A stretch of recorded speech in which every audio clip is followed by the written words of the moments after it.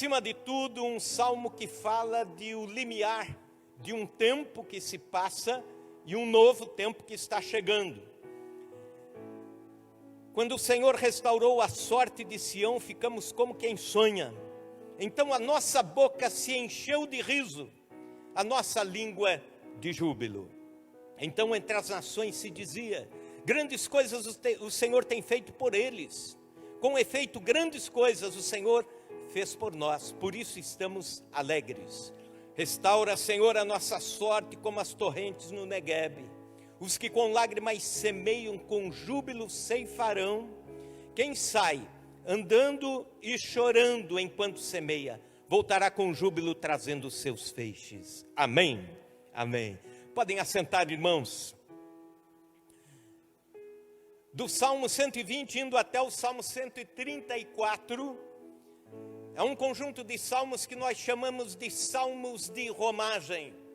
Como o que já foi lido aqui, e o pastor Isaac já disse logo no início do culto, eram salmos que, enquanto os judeus iam para a festa, enquanto iam para uma das 5 festas de Jerusalém, eles cantavam, iam cantando, iam nos seus camelos, cruzando desertos, cruzando cidades e cantando louvores a Deus, adorando a Deus.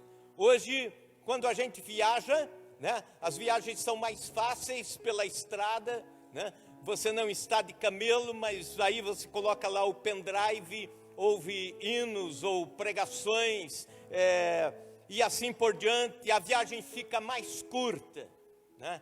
Fica mais relaxante quando você vai mais distraído. Da mesma forma, os judeus faziam e chegavam a Jerusalém cantando em caravanas para as festas. E um desses salmos é este salmo que nós acabamos de ler. É um salmo pós-exílico, é um salmo que vem depois do exílio babilônico.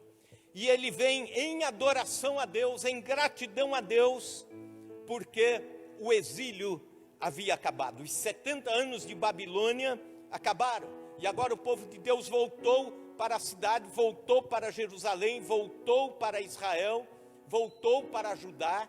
E de agora em diante eles tinham mais trabalho de reconstrução, mas tinham também a alegria de estar de volta no seu chão. Nós não passamos 70 anos longe da nossa cidade, nós não passamos 70 anos fora dos cultos presenciais, foram 4 meses e meio, mas imagine se fosse 70 anos, é exatamente o que este salmo está retratando, uma volta depois de 70 anos, e aí eles cantam com gratidão, e esse salmo expressa 3 circunstâncias a respeito da gratidão. A primeira delas, a gratidão expressa alegria, a gratidão é expressa em alegria. Esse novo tempo de restauração para o povo de Deus, era um tempo então de alegria, e eles dizem isso no Salmo cantando, e eu imagino todos eles adorando a Deus, dizendo: quando o Senhor restaurou a sorte de Sião, ficamos como quem sonha. Então a nossa boca se encheu de riso, a nossa língua de júbilo. Então entre as nações se dizia: grandes coisas o Senhor tem feito por eles. Israel ficou os 70 anos em Babilônia, e prisioneiros não cantavam, como prisioneiros não adoravam a Deus. Conta um dos salmos que eles penduraram as suas harpas nos salgueiros, de forma que os babilônicos diziam: cantem para nós as canções de Sião. Eles diziam: não, nós não cantaremos, estamos tristes e não cantamos as canções de Sião fora da nossa cidade. Esse é um lamento de muitos cristãos cuja vida espiritual vão ficando num exílio, não um exílio físico, mas o exílio de não orar, o exílio de não buscar a Deus, de não manter a sua fé. E aí vem o desânimo. A palavra desânimo significa o seguinte: pouca alma ou nenhuma alma. E a palavra ânimo significa cheio de alma. Uma pessoa animada, uma pessoa cheia de alma. Milagrosamente, o povo de Israel, 70 anos depois, recebe a notícia: acabou o exílio. Babilônia foi vencido pelos medo-persas e eles resolveram então libertar o povo de Israel. E agora, do dia para a noite, o coração deles se enche de ânimo.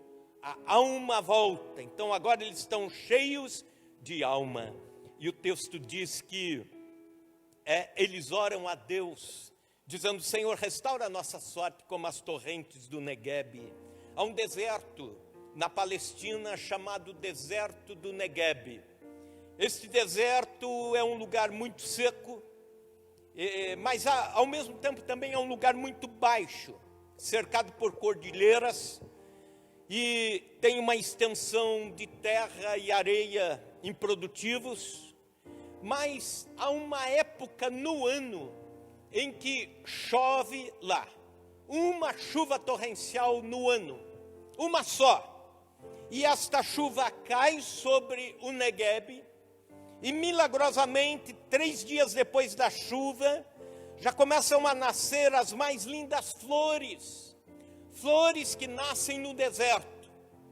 E elas duram uma semana, 10 dias, depois morrem, porque aí o efeito da chuva passa. Mas um dia você olha, é deserto. Aí depois, alguns dias depois, você olha e é um lugar de flores, é um jardim. E Israel está dizendo: Senhor, restaura a nossa sorte, como Negueb. Este salmo retrata o que é muitas vidas, muitas famílias. Você olha, é um deserto, mas de repente o Senhor Jesus vem, entra e restaura. Aleluia. Aí o Negueb floresce. O que você tem que fazer? Se alegrar em Deus. O que você precisa fazer? Ser grato a Deus, ser grato ao Senhor como o povo de Israel. Muitas vezes o inimigo se levanta para aniquilar a sua fé, a sua caminhada com Deus, a sua vida cristã. Mas de repente, em algum momento, Deus restaura a sorte. Em algum momento, por algum motivo, você entra em oração, em quebrantamento, e de repente ali está o Negueb florido. Então tenha o coração grato a Deus. Vamos ter o coração grato a Deus, o sorriso nos lábios, a língua cheia de júbilo, de alegria, por podermos cultuar ao Senhor, por podermos adorar ao Senhor, por podermos estar voltando, meio que a passos lentos, mas voltando a adorar como comunidade, como igreja, como povo do Senhor reunido. Mas também a gratidão é expressa em testemunho. Quem é grato gosta de falar daquilo que Deus fez na sua vida. Deixa eu perguntar aqui, nesses últimos 4 meses e meio, quantos aqui foram abençoados em alguma área na sua vida, tiveram resposta de oração? Olha aí que bênção. Quase todos, a grande maioria, mas eu quero dizer uma coisa para você. Nesse tempo de pandemia, enquanto muitas pessoas murmuraram, reclamaram, ou expressaram inseguranças, ou expressaram sua tristeza, sua angústia, suas incertezas, o povo de Deus se reúne, clama, sofre também, sofremos com a sociedade, mas uma coisa nós temos certeza: Deus está ao nosso lado, respondendo orações, nos abençoando, cuidando de nós, provendo. Deus não nos deixa. Aleluia!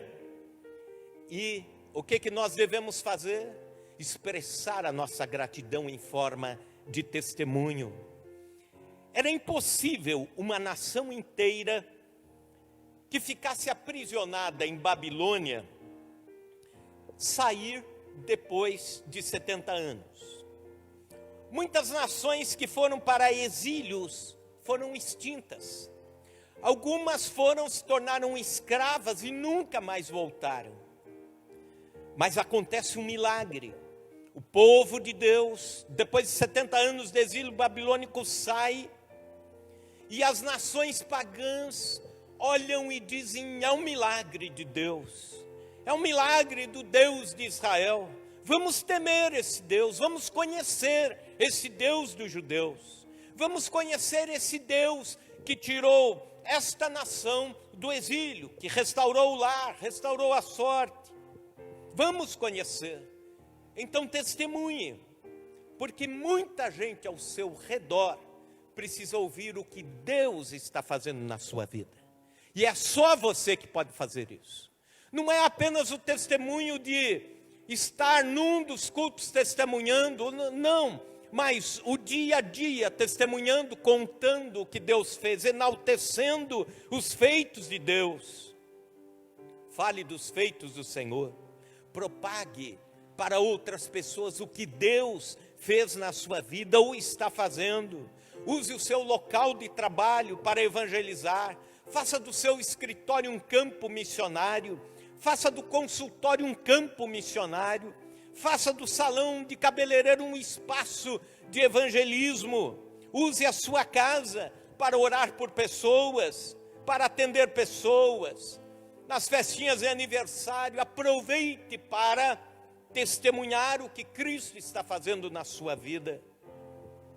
Conta-se que um jovem buscou o batismo numa igreja, e naquele momento em que os presbíteros perguntam como se deu a sua conversão, ele disse: foi lendo o 5º evangelho. E eles disseram: mas a Bíblia só tem os 4 evangelhos. Qual é o 5º evangelho? Aquele jovem sorriu e disse: o 5º evangelho é a vida da minha mãe. Porque eu via na sua vida os atos de Deus.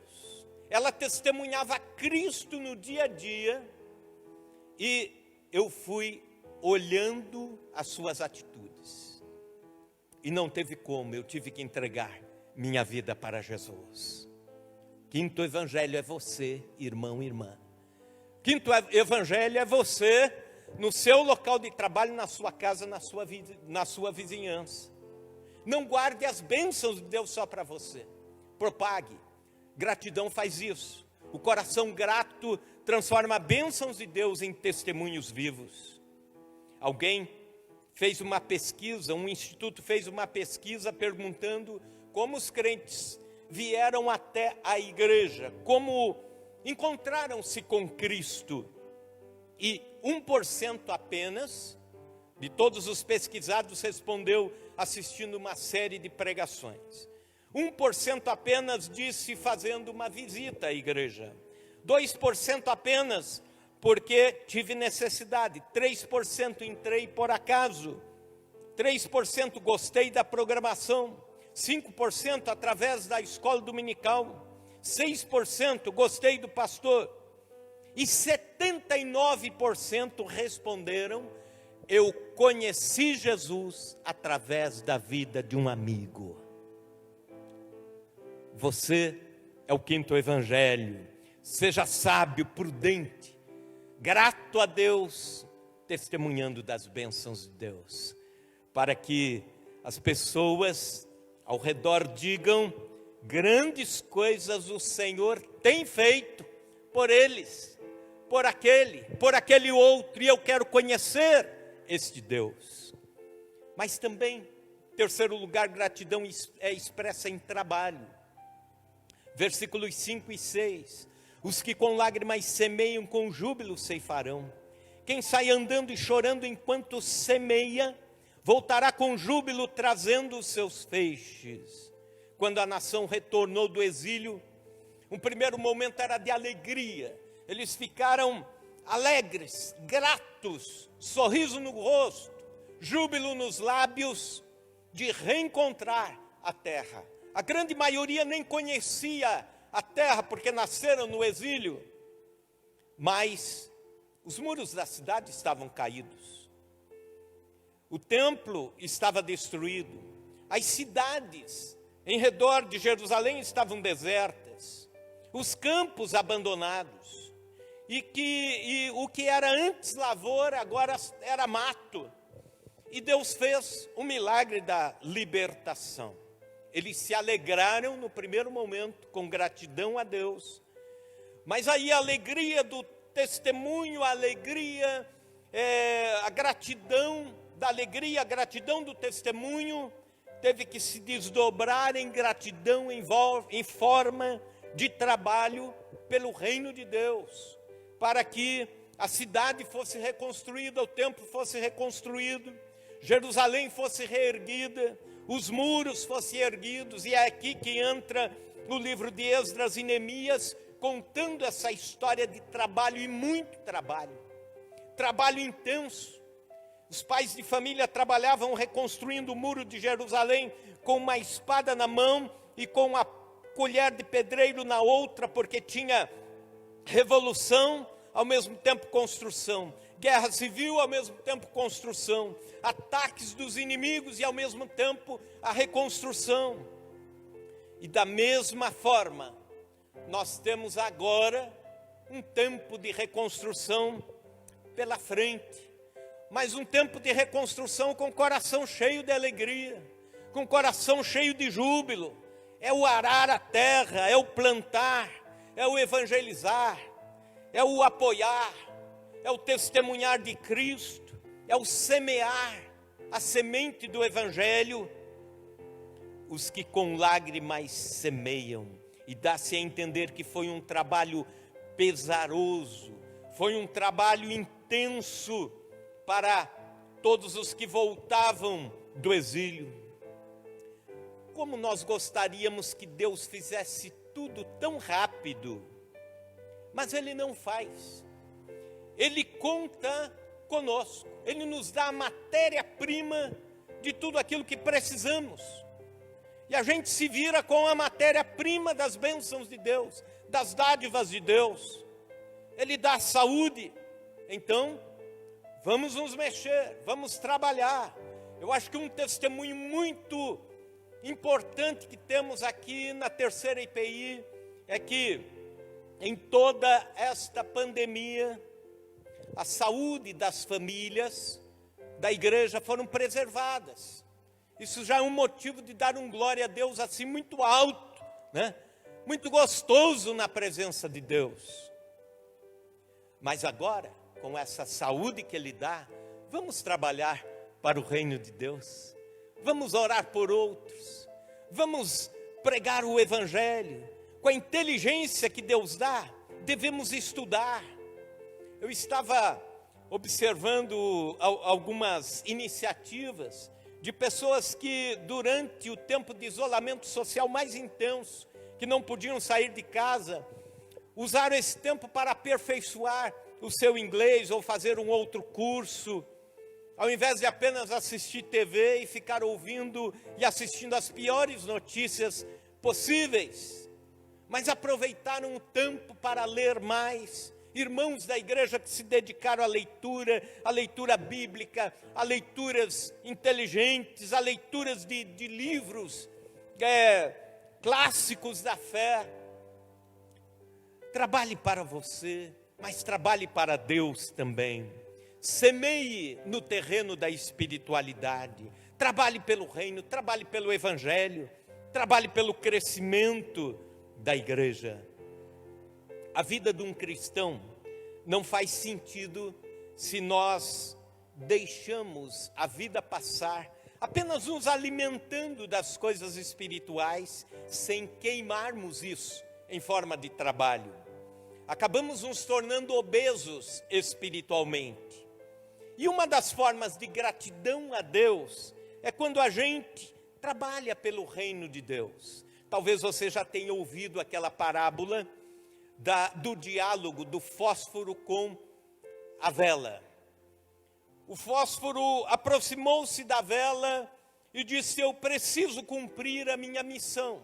Eu sou o fósforo e fui feito para acender uma vez e fui feito para te acender.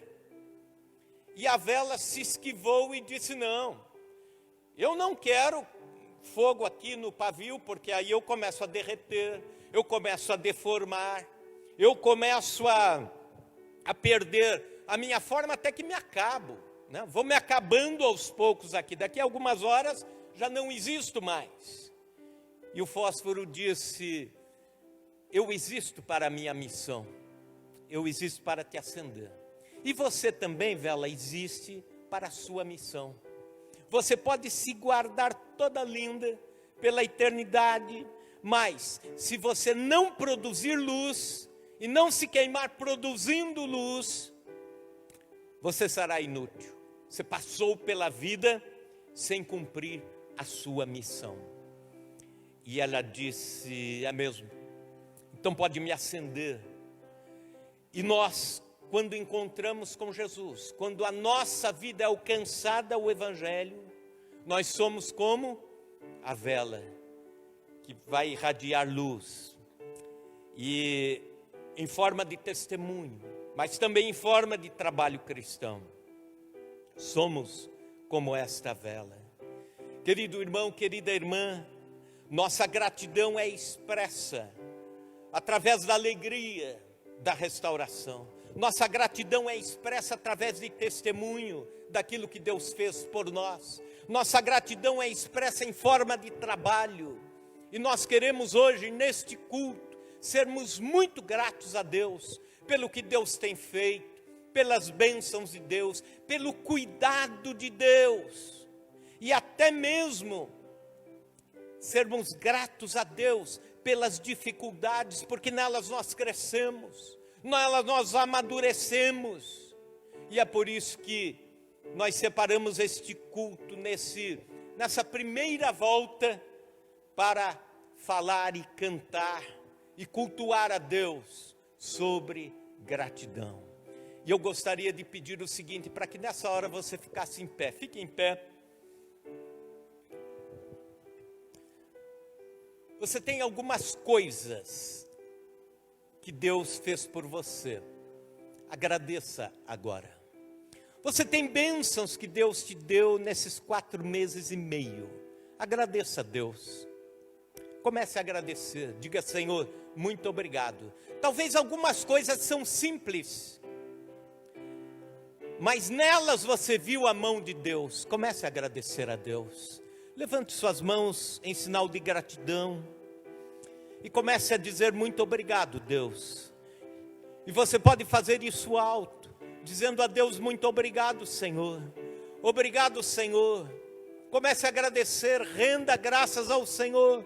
Obrigado, Deus. Obrigado, Senhor, pelas bênçãos que o Senhor nos tem dado, muitas delas, Senhor, as bênçãos que o Senhor tem distribuído ao teu povo, as dádivas, Senhor, principalmente a bênção da salvação, do perdão de pecados. Senhor, alguns nesse tempo de pandemia também tiveram a oportunidade de serem trabalhados por Ti na sua fé. Ó Deus, obrigado pelo crescimento na fé. Obrigado, Senhor, por aqueles que durante este tempo consagraram períodos de jejum, de oração, de busca intensa a Tua presença. Senhor, queremos Te agradecer. Agradecemos, ó Deus, pela vida daqueles irmãos que se dedicaram à leitura da Tua palavra. Agradecemos a Ti, Senhor, pela vida daqueles que se dedicaram a trabalhar, lutando, levando socorro, levando cesta básica.